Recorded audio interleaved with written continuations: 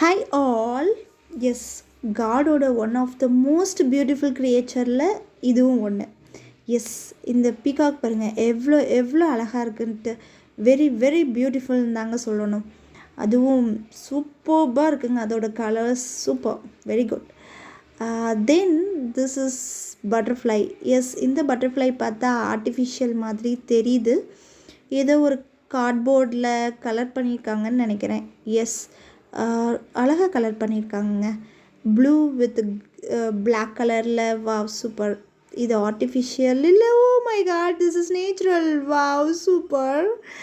Next நாமெல்லாம் green colour parrot தாங்க பார்த்துருக்கோம்.